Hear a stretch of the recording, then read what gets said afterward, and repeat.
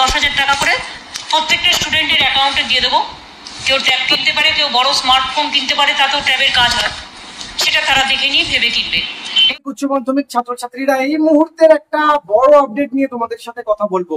সেটা হচ্ছে মাধ্যমিক পাশ করলেই 10,000 টাকা। হ্যাঁ, মাধ্যমিক পাশ করলেই তোমাদের মোবাইল বা ট্যাব কেনার জন্য কিন্তু 10,000 টাকা করে দেওয়া হচ্ছে রাজ্য সরকারের পক্ষ থেকে।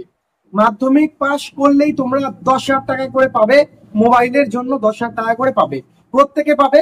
তবে সেটা কবে পাবে আমি তোমাদের বলে দিচ্ছি। দেখো, এটা মে মাস, সম্ভবত তোমরা জুন জুলাইয়ের দিকে পাবে, অর্থাৎ জুন জুলাইয়ের দিকে অ্যাপ্লাই করতে হবে তোমাদের। এবং তোমরা সেই টাকাটা যে ব্যাংক অ্যাকাউন্টে ঢুকবে, মোবাইল কেনার জন্য যে টাকাটা ব্যাংক অ্যাকাউন্টে তোমাদের ঢুকবে, সেই টাকাটা ঢুকবে হচ্ছে সেপ্টেম্বর, অক্টোবর বা নভেম্বরে। প্রত্যেক বছর সেই সময়ই ঢোকে। যারা একাদশ শ্রেণীতে উঠেছো, তোমাদের কিন্তু মাধ্যমিকের পর একাদশ শ্রেণীতে উঠতে হবে।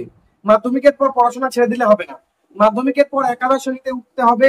এবং তোমাদের কি কি ডকুমেন্ট লাগবে, তোমাদের যে সমস্ত ডকুমেন্ট গুলো লাগবে, তোমাদের মাধ্যমিকের অ্যাডমিট কার্ড, মাধ্যমিকের রেজাল্ট এবং তোমাদের আধার কার্ড এবং ব্যাংকের বইয়ের পাসবুক, এগুলো কিন্তু মাস্ট, এগুলো লাগবেই। এবং তারপর তোমাদের কিন্তু জুন জুলাইয়ে অ্যাপ্লাই হবে, মানে আবেদন করবে তোমরা জুন জুলাই মাসে।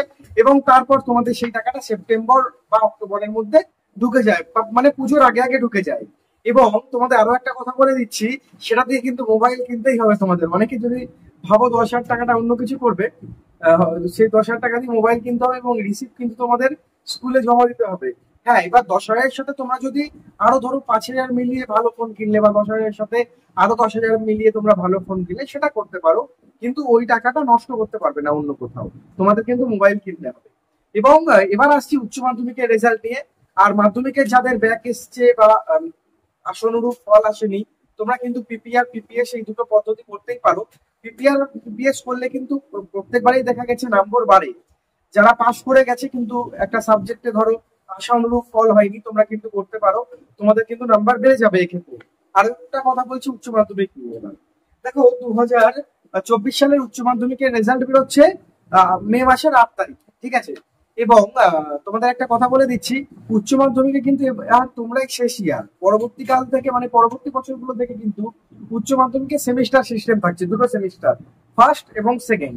তো তোমরা লাস্ট, সেই কারণে সূত্র মারফত যেটা খবর পাওয়া যাচ্ছে, তোমাদের কিন্তু প্রচুর পরিমাণে গ্রেস মার্ক দেওয়া হচ্ছে সাবজেক্টে। প্রত্যেকটা সাবজেক্টে কিন্তু তোমাদের গ্রেস মার্ক দেওয়া হচ্ছে। এটা কিন্তু সূত্র মারফত ভিডিওতে মাননীয় মুখ্যমন্ত্রী আমাদের রাজ্যের মমতা ব্যানার্জি, তিনি কিন্তু বলেছিলেন যে নাম্বার বাড়িয়ে দেওয়ার জন্য, যাতে আইসিএসসি বা সিবিএসসি বোর্ড বা উচ্চ মাধ্যমিকের পর কলেজ, উচ্চ মাধ্যমিকের পর নানা রকমের যে সমস্ত চাকরির পরীক্ষা, এই সমস্ত পরীক্ষায় সবাই বসে তো ছাত্রছাত্রীরা, সেই কারণে যাতে নাম্বার বাড়িয়ে দেওয়া হয়। কত কম নাম্বার পেতাম আমাদের সময়ে, নাম্বারই দিত না, হাত দিয়ে নাম্বারই গলতো না।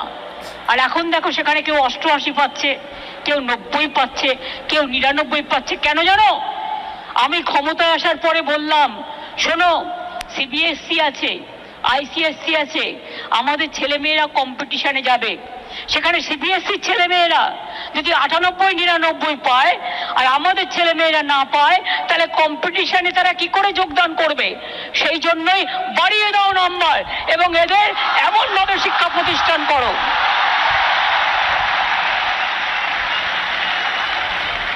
সেই ক্লিপটাও শুনবো। এবং আমি তোমাদের বলে দিচ্ছি, উচ্চ মাধ্যমিকে লিখিত পরীক্ষায় 24 পেতেই হবে। যাদের 80-তে রিটেন এবং যাদের 70-এ রিটেন, 21 পেতেই হবে। এবার যারা 20, 21, 22, 23 পাবে, কোনো অসুবিধা নেই, তোমরা কিন্তু পাস করে যাবে। যারা প্রজেক্ট প্র্যাকটিক্যাল জমা দাওনি, তোমাদের কিন্তু পাস করার চাপ আছে। তার কারণ মাধ্যমিকে কিন্তু অনেক কাউকে ফেল করিয়েছে, 1.5 লাখ স্টুডেন্ট মাধ্যমিকে ফেল হয়েছে। প্রজেক্ট জমা না দিলে কিন্তু তোমরা পাস করতে পারবে না। তার কারণ প্রজেক্ট এবং প্র্যাকটিক্যালের মার্কস যোগ হয়ে কিন্তু টোটাল মার্কসটা হয়। যারা লিখে এসছো, একটু যারা প্রজেক্ট প্র্যাকটিক্যাল ঠিকঠাক জমা দিয়েছো, যারা লিখে এসছো, অ্যাটেন্ড করে এসছো, 40, 50, 60 নাম্বার, তোমরা চিন্তা করো না, তোমরা কিন্তু ভালো মতো পাস করে যাচ্ছ। সকলকে আমার পক্ষ থেকে গুড লাক। আর চ্যানেলে নতুন হলে চ্যানেলটি সাবস্ক্রাইব করো, ভিডিওগুলি বন্ধুদের মাঝে প্রচুর পরিমাণে শেয়ার করো, ঠিক আছে? তো আজকে এটুকুই, দেখা হবে নেক্সট ভিডিও।